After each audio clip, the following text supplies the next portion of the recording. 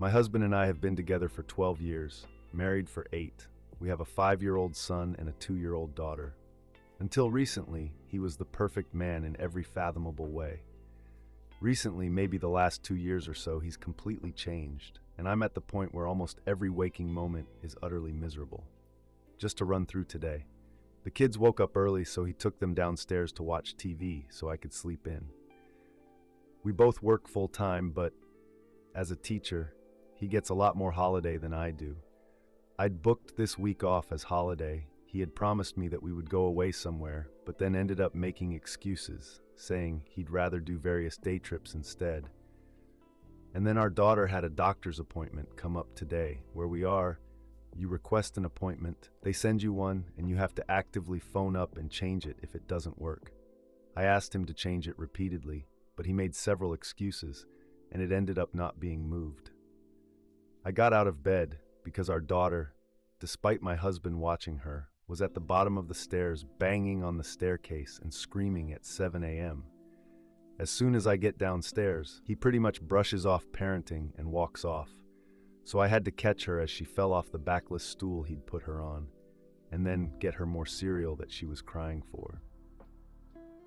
For our childcare nursery fees, we have to submit the cost to my husband's employer because they cover some of the costs. The date it needs to be submitted by changes each month, but is between the 20th and the 24th.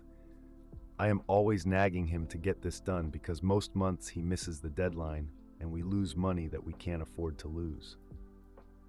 He comes to me this morning and says that he's gone to submit it this morning, but because our daughter is changing nurseries now, he can no longer access proof of the last payment on the nursery system. Firstly, this is infuriating because he waited until the 21st to submit it when he knew the deadline can be as early as the 20th. Secondly, this is infuriating because I specifically requested repeatedly that he save the proof down earlier in the month for this exact reason. I then said to him, "Have you checked the email? Because the nursery also sends out the proof via email." He said, "Email? What about email?" As if I'd said, "Have you asked Gandalf? Or did you try doing a magic invoice dance on the front lawn?" I said it should be on our emails, and he said, "Oh yeah, I checked our email, it wasn't there." So I got my laptop, checked our emails, and it was right there. I asked how he could, on the one hand, be so confused by my insane suggestion to check emails, and then 5 seconds later say he'd already checked it. If he'd checked it, then why did he think it was such a crazy suggestion? And if he checked it, how come he didn't find it? Moving on, I asked my husband what he wanted to do today, and he said he wanted to get some DIY done. I asked if he'd rather do the DIY or go somewhere for a family day. He said he'd rather do DIY. I said to him that I'm happy to do that, but recently, when he's been saying he wants to do DIY, he's actually just wanted to sit around surrounded by tools and not actually do anything.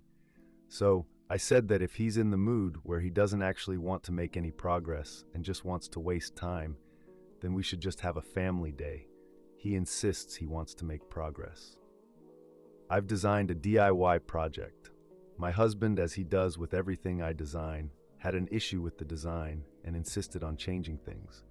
The things he changed meant that the first design couldn't work, so I had to repeatedly rework the design to fit his changes. To complete the project, we needed 3mm MDF. On Sunday, we'd gone to buy MDF from a hardware store, HS1. In the store, I asked him about it, and he said he wanted to buy the MDF in a different hardware store, HS2. I double-checked, and he confirmed that he definitely wanted it from the second hardware store. We went on to HS2, and he then remembered he actually wanted to get it from HS1. Because of one-way road systems in the town and the route back to where we live, it'd take a long time to go back to HS1. He then said he actually wanted it from a third hardware store, HS3, which is near our house. But HS3 isn't open on Sundays, so that's why we couldn't finish the project on Sunday. So, this morning, we head off to HS3 to get the MDF. Because he's changed the design so many times already, and I keep having to make knock-on changes, I said to him how important it is not to change the design, and made him promise not to change the design again. He promised he would stick to the design and wouldn't do anything differently. He then parked up at HS3 and got out his phone. He said he was checking that they actually sell 3mm MDF. Turns out, at that point, he found out that they don't sell 3mm MDF, but didn't tell me even though I was sat right next to him. He went in and came out with 9mm MDF. It can't be returned because it's been cut. He told me that he went in and found out they don't sell 3mm MDF, which is a lie. It turned out he knew that before going in and that he didn't want to come back out and tell me because he thought I'd be annoyed that he didn't buy it in HS1 or HS2. The problem is that 9mm MDF means that, yet again, the whole design needs to change, and I have to redo 100 of the work that's already happened. Essentially, imagine you're making a box. The frame is made, and the MDF is going around the frame. Because the MDF is now 3/8 thicker, the box won't fit where it needs to go. So the only way to make the 9mm MDF work is to remake the frame slightly smaller. I go inside and try to make it work, but I am absolutely seething. He promised me that he wouldn't make any changes to the design, even after he decided he was going to make changes to the design and lie to me about them. Then in the process of measuring and cutting the MDF, he's just being plain difficult. Disagreeing with everything, making suggestions that make no sense, saying that changing the size of MDF wasn't a material change to the design. It's literally a change to the material. After 45 minutes, he's made 2 cuts to the MDF. This is not measuring time, I did the measuring.